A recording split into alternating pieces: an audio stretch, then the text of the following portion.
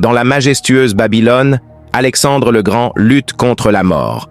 Entouré de ses généraux, un médecin indien s'avance avec une potion mystérieuse, l'espoir renaît. La pièce, baignée de lumière, devient le théâtre d'un miracle. Alexandre ouvre les yeux, prêt à défier le destin une fois de plus. Dans une grande salle ornée de colonnes imposantes, Alexandre se dresse devant une carte gigantesque de son empire. Ses généraux, agenouillés, prêtent serment.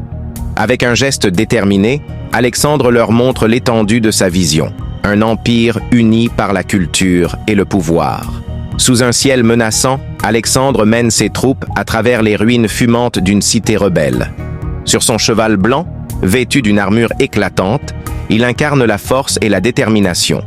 Derrière lui, ses soldats avancent en silence, prêts à conquérir de nouveaux territoires. À la frontière de l'Italie, Alexandre fait face aux émissaires romains. Assis sur un trône de campagne, il domine la scène.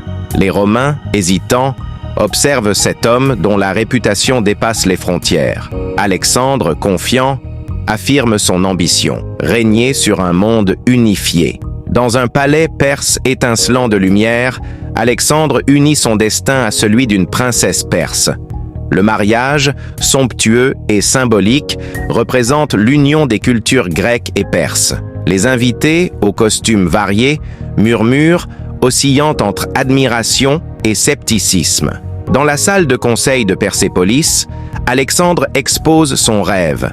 Des routes commerciales reliant l'Orient et l'Occident, une langue commune et une monnaie universelle. Ses conseillers, venus de tous les coins de l'Empire, écoutent, fascinés et intrigués. Dans l'ombre d'une tente faiblement éclairée, des généraux conspirent. Leurs murmures trahissent la peur et l'ambition. Mais une silhouette se dessine à l'extérieur. Alexandre, toujours vigilant, a peut-être entendu ce qui se trame. Sous un soleil brûlant, Alexandre se tient sur une dune dorée, levant son épée vers l'horizon.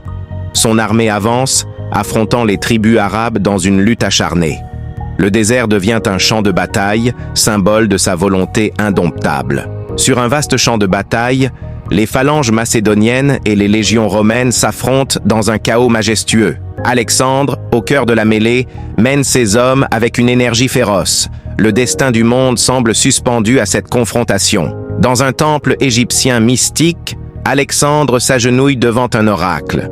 Entouré de fumée et d'ombres dansantes, il cherche des réponses. L'oracle murmure des mots énigmatiques, plongeant le conquérant dans une réflexion profonde sur son destin. Sur les rives de l'Indus, Alexandre, en tenue simple, médite aux côtés de moines indiens. Les échanges silencieux entre cultures donnent naissance à une paix éphémère. L'eau paisible et les montagnes lointaines témoignent d'un rare moment de sérénité. Sur une steppe glaciale, les soldats d'Alexandre se reposent autour de maigres feux. Fatigués, désabusés, ils murmurent leurs doutes.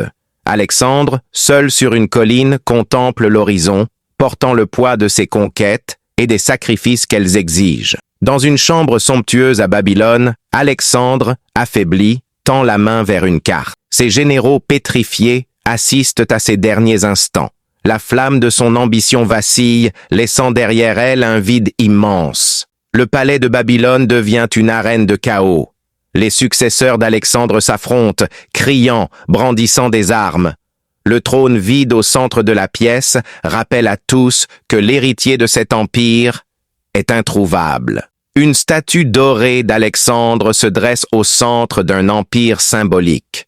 Autour d'elle, des scènes de vie, des philosophes grecs débattant, des artisans perses bâtissant des palais, des marchands indiens troquant leurs richesses. L'unité culturelle qu'ils rêvaient perdure dans l'histoire. Et vous, que pensez-vous qu'Alexandre aurait accompli s'il avait vécu 40 ans de plus? Partagez votre avis en commentaire et abonnez-vous pour découvrir d'autres récits encore plus captivants.